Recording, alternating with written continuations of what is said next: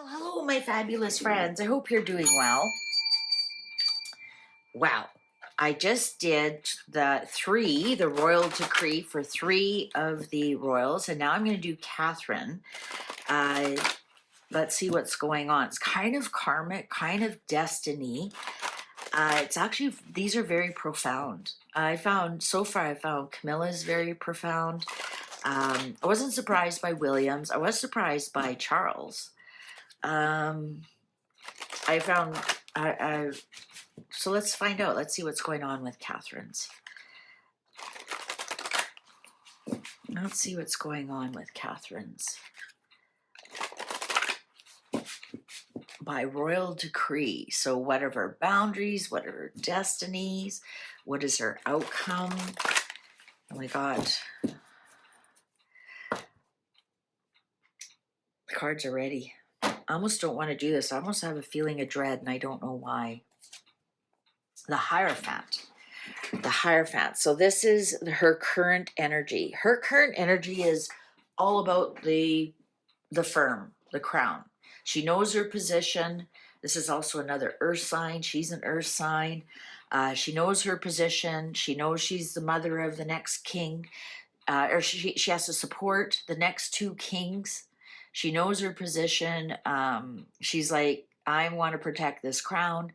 Almost Diana-esque in the sense that Diana was always a monarchist, and she always knew that she was raising a king. And in that respect, and that's about it. That's where it ends.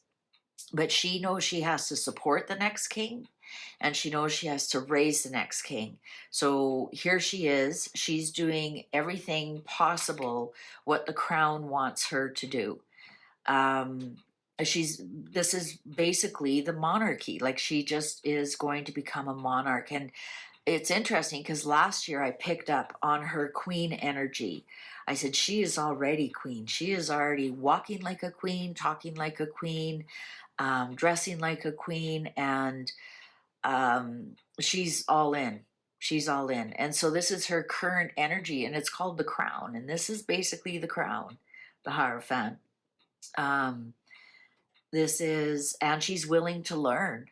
She's willing to teach and learn at the same time. Teach how other people how to be in royal company, and then also learn. So she's teaching and she's learning at the same time.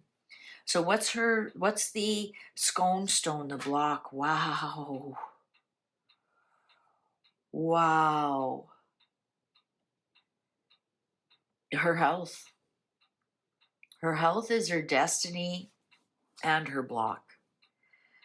I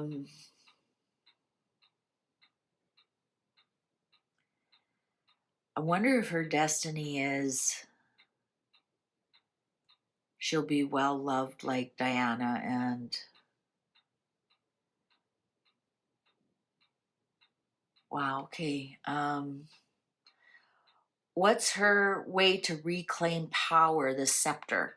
The scepter. So you think, how does she reclaim her power? King of Wands. This is to be. This is interesting because she's a Leo rising. I mean, you can just tell by her hair, right? And this is a Leo, the masculine Leo. So this is to be like a leader, to be larger than life, to be honest, to be, it's interesting because he's almost holding the scepter of the wands here of growth, to reclaim her power somehow. It's interesting that she has to support a king and raise a king, and perhaps that she has to step more into a masculine role than, being the femme fatale, right? So they aren't focusing on her health. She's focusing on supporting them. And when she's as feminine as she is, you look at her and she's so beautiful and dresses so well. Have we not seen more masculine energy coming out of her, more pantsuit, more take charge, more walk in front of William, more, um, coming into her own power, but quite honestly and passionately.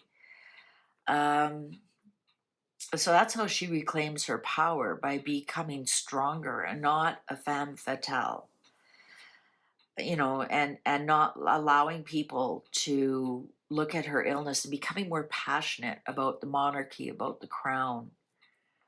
The shield, her boundaries, is her work. I know she probably wants to work more, master more. I know she loves early childhood mental health activities, working more with that. And that's something she has to watch her boundaries about, around what she does, around her being queen, around her mastering that, because that's going to be her ruin as well, her health.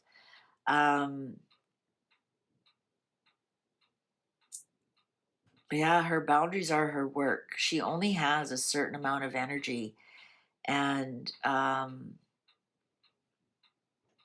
think she knows what they are. She has the strongest cards out of all four of them so far. What's her decree? What's her outcome? Oh, fresh new beginnings, the Fool. What an interesting card, because the Fool is beginnings and endings, and starting off all fresh again. I think that she has to, her outcome here, she has to reevaluate her role. And as much as she wants to do some of that work, because that's her boundaries, that's the shield, um, I think she has to go back to supporting. She'll be a supporting role rather than being a out there role. Do you know what I mean? Like, she won't be as active in some of her charities that she loves to do. I think she's going to step back into being a supporting role. And it's just because of her boundaries around working, and it has to do with her health. I think, if anything, her health has shown her position, her destiny. Her destiny isn't to be, the hardest working royal. Her destiny is to support the kings, both of them in her life, her husband and her son. And she has to look at that from a whole different point of view, more of a mental creation than an earthly asset creation. So that's by, the words you say and how you support them that way. I'm getting, with her work being a boundary, her work is going to be supporting the king, whichever way that is. Not necessarily with actual working. And we've done readings on Catherine about that too, about that she needs to pull back from work. And she's actually even said that in her own words, that she's focusing on her family. Well, there you go. And there's her charity, the charity gives some.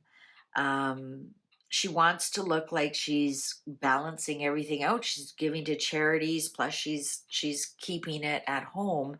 And sooner or later, uh, she's going to have to feed more at home than worry about the charity. She's going to have to balance it out.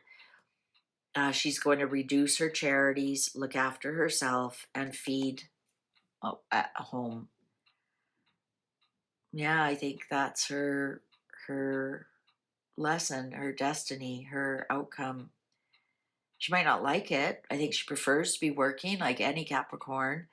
Um, but she's going to have to start all over again, as they say, especially with this 10 here. All right. Thank you very much for watching. Good luck to all of them, and take good care. See you online. Bye for now.